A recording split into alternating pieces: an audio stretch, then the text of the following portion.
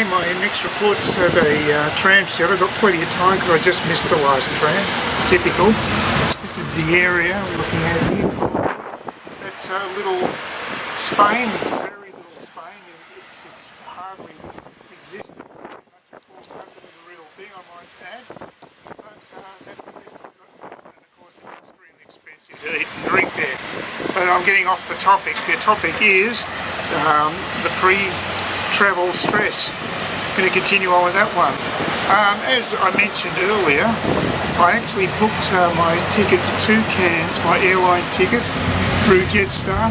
I thought everything was nice and locked in. It was a 10:30 flight in the morning, which is perfect for me on the 12th of May.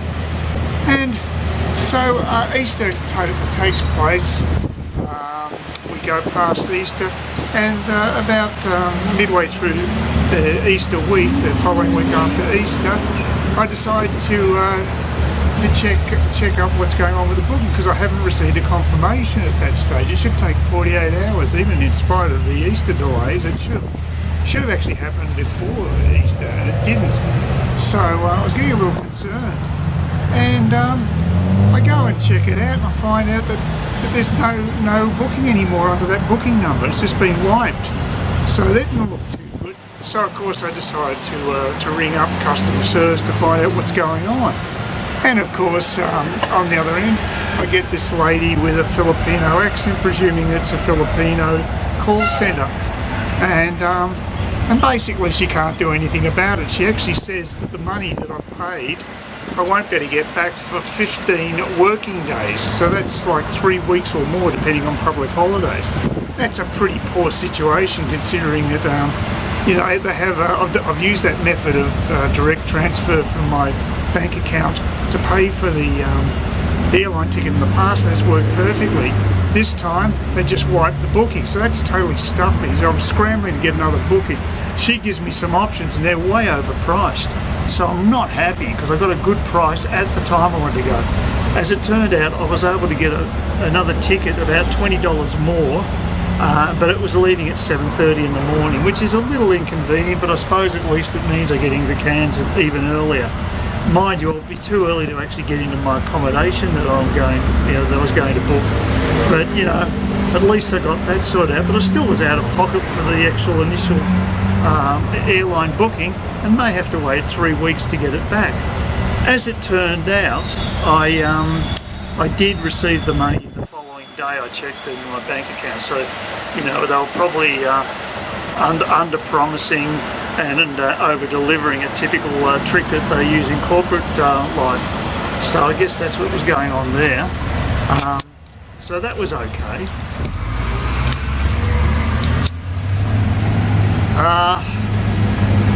But you know, I still wasn't happy, so I actually did write a complaint in, and I don't know whether Jetstar will bother doing anything about it, because you know, some of these Australian companies, cheaper Australian companies, aren't exactly great on customer service, so you can only hope that they might come to the party, because I am out of pocket with a booking I didn't want. And it was very stressful finding out the rug had been pulled from under me, because I felt a little bit more secure having got that particular task ticked off the many tasks that are awaiting me to be fulfilled before I travel. So I actually indulged in a bit of shopping therapy again yesterday. I finally bought myself a Gopro Black 4K on eBay, and I think I got a reasonably good price, and I get to pick it up at a local department store. So it's a fairly interesting situation that the eBay seller isn't going to send it through the mail. They give you that option, but you can also pick it up from a close by department store. So that was interesting. So I hope that works okay, and I should have it in my hot little hands in April the 11th. So that'll be good to give me a chance to test it out before I go hit the road and go up to Cairns and familiarise myself with the camera. I just had dinner last night with a friend who basically said the camera I got's garbage, and that the video is out of focus, and so obviously he thinks that I need to upgrade. So in a way that's a good thing. Not that it was nice to hear that I've got such a crappy camera, but I did know it's got its limitations, so nothing new there. The other thing I did was I also booked a week's accommodation in Edge Hill up in Cairns, which is an area I stayed at last time. Didn't have such a great experience with Charlie there, but who was the host, but I was staying there for a month. I think we just got on each other's nerves, and he doesn't allow long-term people to stay there anymore anyway, so but it looks like a nicer place, and even though it's not right in the centre of the city, it's pretty easy to get there by bus, so it'll have to do. I've got to watch the pennies to some degree before I actually sign a long-term lease up there. So I've given myself a week initially, and we'll see how it goes from there. But at least I've got somewhere to stay. I've got my first flight sorted out, so things are moving.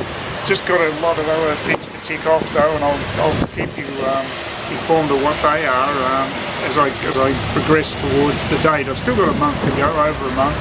But there's still a lot of things to sort out, especially seeing I've got to rent out my apartment. That's all got to be ready for tenants, and it's got to be viewed, and there's got to, a lot of stuff like that's got to take place. So, you know, I've got to basically declutter my flat, even though it's only a flat. You'd be surprised how much garbage you can acquire. So, a lot of things to do, so I'll leave it at that this stage, and catch up with you next time.